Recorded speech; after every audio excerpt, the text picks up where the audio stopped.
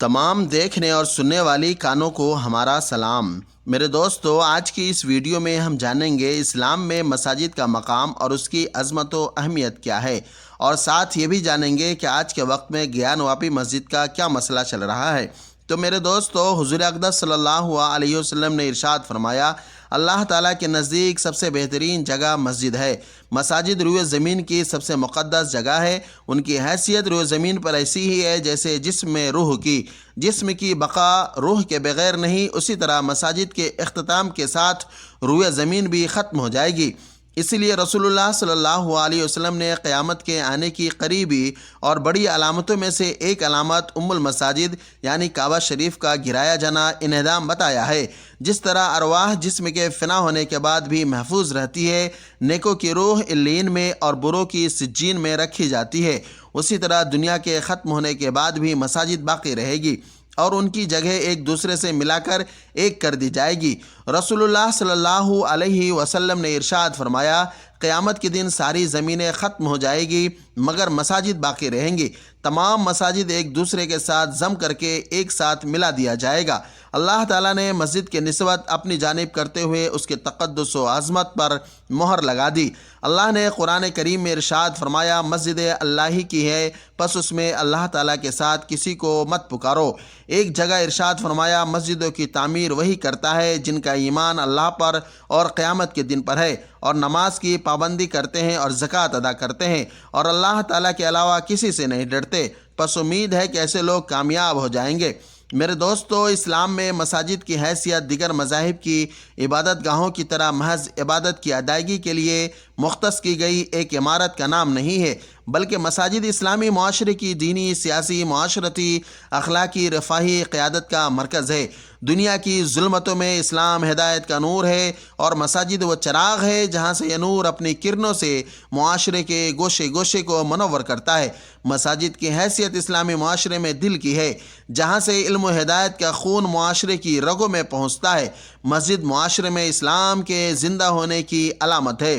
میرے دوستو، مساجد چونکہ دنیا کی بقا اور اس کے امن و استحکام کے لیے ضروری ہے، اس لیے اللہ تعالیٰ نے مساجد کی تباہی اور اس کی ویرانی کی سازش کرنے والوں کو روئے زمین کا سب سے بڑا ظالم قرار دیا۔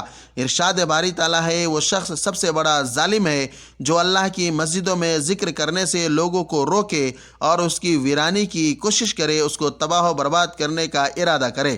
میرے دوستو، اس آیت میں بھی مساجد کی نسبت اللہ تعالیٰ کی طرف کی گئی ہے، اور جو جگہ اللہ کی عبادت کے لیے بنائی گئی ہو اس میں اللہ کی عبادت سے روک دینے کو بہت بڑا ظلم قرار دیا گیا ہے۔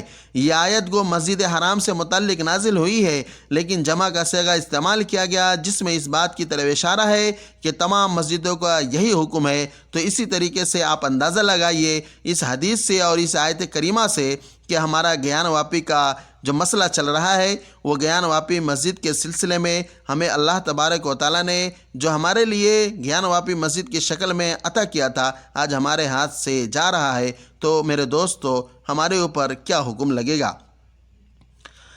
میرے دوستو، مسجد کی شرعی حیثیت کے سلسلے میں رسول اللہ صلی اللہ علیہ وسلم کے ارشادات سے بھی روشنی ملتی ہے۔ اس سلسلے میں حضرت عبداللہ بن مسعود رضی اللہ تعالیٰ عنہ سے روایت ہے کہ رسول کریم صلی اللہ علیہ وسلم نے ارشاد فرمایا، زمین میں مسجد اللہ کے گھر ہیں، اور یہ بات اللہ تعالیٰ کے ذمہ ہے کہ جو اللہ کے گھر کی زیارت کرے اللہ تعالیٰ اس کا اکرام فرمائے۔ اس حدیث میں مسجدوں کو اللہ تعالیٰ کا گھر قرار دیا گیا ہے۔ گھر قرار دینے کا مطلب ظاہر ہے کہ مسجد اللہ تعالیٰ کی ملکیت ہے، اور ظاہر ہے کہ جب انسان اس کا مالک باقی نہیں رہا تو اسے اس میں کسی تصرف اور اس کی حیثیت اور کیفیت کو بدلنے کا حق کس طرح ہو سکتا ہے؟ مسجدوں کی تعمیر کرنے پر رسول اللہ صلی اللہ علیہ وسلم نے جنت کا وعدہ فرمایا۔ ارشاد نبوی ہے، جس شخص نے اللہ کی رضا کے لیے مسجد بنائی، اللہ تعالیٰ اس کے لیے جنت میں محل تعمیر فرمائے گا۔ مسجد کی طرف اٹھنے والے ہر قدم پر ایک نیکی لکھی جانے، ایک گناہ معاف ہونے اور جنت میں ایک درجہ بلند ہونے کی بشارت دی گئی ہے۔ مساجد کی اہمیت اتنی زیادہ ہے کہ روئے زمین پر انسانوں کی آمد سے پہلے اللہ تعالیٰ نے ان کے لیے اس جگہ کا نظم کعبہ شریف کی شکل میں فرمایا جو روئے زمین پر اللہ کا پہلا گھر ہے۔ ارشاد باری تعالیٰ ہے، بے شک روئے زمین پر سب سے پہلے وہی گھر تعمیر کیا گیا جو مکہ میں کعبہ شریف ہے اور ساری انسانیت کے لیے برکت اور ہدایت کا سامان ہے۔ میرے دوستو، حضرت آدم علیہ السلام سے حضرت محمد رسول اللہ صلی اللہ علیہ وآلہ وسلم تک تمام مذاہب اور ادیان میں عبادت خانے تعمیر ہوئے اور اسے عزت و شرف اور تکریم کی نگاہ سے دیکھا گیا، جہاں لوگ جمع ہو کر اپنے خالق و مالک کی عبادت کرتے رہے۔ اللہ تعالیٰ کے آخری رسول حضرت محمد صلی اللہ علیہ وآلہ وسلم جب اللہ تعالیٰ کا آخری دین اسلام لے کر مبعوث ہوئے تو مکہ مکرمہ میں کعبہ شریف عبادت خانہ کی شکل میں موجود تھا، اور رسول پاک صلی اللہ علیہ وآلہ وسلم کا گھر کعبہ شریف سے چند قدم کے ہی فاصلے پر تھا، جس سے عبادت کی ضرورت کی تکمیل ہو رہی تھی۔ لیکن ہجرت کر کے جب مدینہ منورہ تشریف لائے، جہاں پہلے سے مسلمانوں کے لیے کوئی عبادت خانہ موجود نہ تھا، تو آپ صلی اللہ علیہ وسلم نے مدینہ میں داخلہ سے پہلے اس کے ایک محلے قباء میں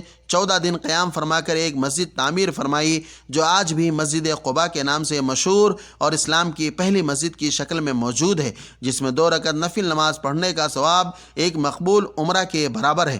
اتنا بڑا ثواب مسجد قباء میں نماز کی ادائیگی پر رکھا گیا ہے، جس کی بہت سی حکمتیں ہیں۔ ان میں سے ایک، ان آبادیوں میں جہاں مسجد نہیں ہے، تعمیر مساجد کے لیے تحریص و تحریک اور ترغیب بھی ہے۔ اس کی تعمیر کے بعد رسول اللہ صلی اللہ علیہ وآلہ وسلم مدینہ منورہ میں داخل ہوئے اور یہاں بھی سب سے پہلے مسجد کی فکر فرمائی، جب تک مسجد نبوی کی تعمیر مکمل نہ ہوئی۔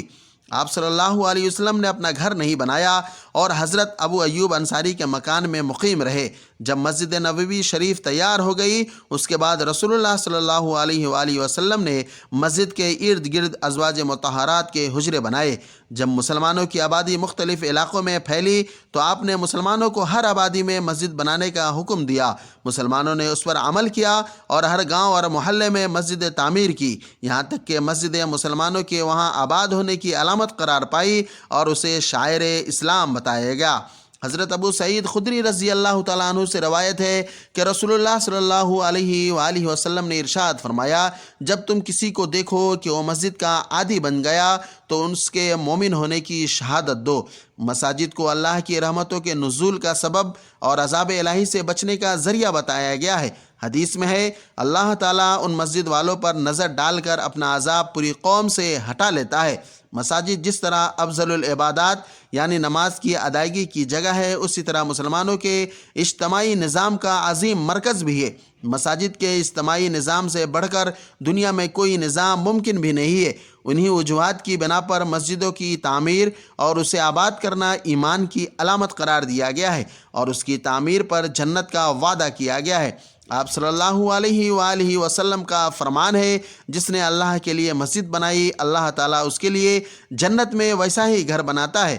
مسجد جانے والے کو بھی اجر عظیم ملتا ہے۔ آپ صلی اللہ علیہ وآلہ وسلم کا فرمان ہے، اس کے لیے ہر قدم کے بدلے نیکی ہے۔ اللہ تعالیٰ اس کا ایک درجہ بلند اور اس کی ایک برائی مٹا دیتا ہے، بلکہ مسجد سے واپس گھر آتے ہوئے بھی اسی طرح نیکیاں لکھی جاتی ہے۔ میرے دوستو، یہ وہ چند فضائل ہے مسجد کے سلسلے میں جو ابھی آپ نے سنا۔ تو میرے دوستو، ان تمام فضائل سے ہمیں یہ بات سمجھ میں آتا ہے کہ آج جو ہمارے سامنے مسئلہ کھڑا ہے گیان واپی مسجد کا، کہ وہ مسجد کو کس طریقے سے لوگوں نے توڑنے کی اور شہادت شہید کرنے کی کوشش کر رہے ہیں، تو اللہ تبارک و تعالیٰ سے دعا ہے کہ اللہ کسی بھی طریقے سے ہماری مسجدوں کی حفاظت فرمائے، تاکہ اس کے اندر ہم اللہ کے سامنے اپنے سر کو جھکا سکے اور اللہ کی عبادت کر سکے۔ لہٰذا ہم اب اپنی بات کو یہیں پہ ختم کرتے ہیں، پھر انشاءاللہ کسی دوسری نئی ویڈیو میں ملیں گے۔ تب تک آپ اپنا خیال رکھیے اور دعا کرتے رہیے۔ اللہ تعالیٰ پوری زمین کے اوپر پوری دنیا کے مسلمانوں کی حفاظت فرمائے اور ہر طرح کی اور ہر جگہ مساجد کی حفاظت فرمائے۔ خدا حافظ۔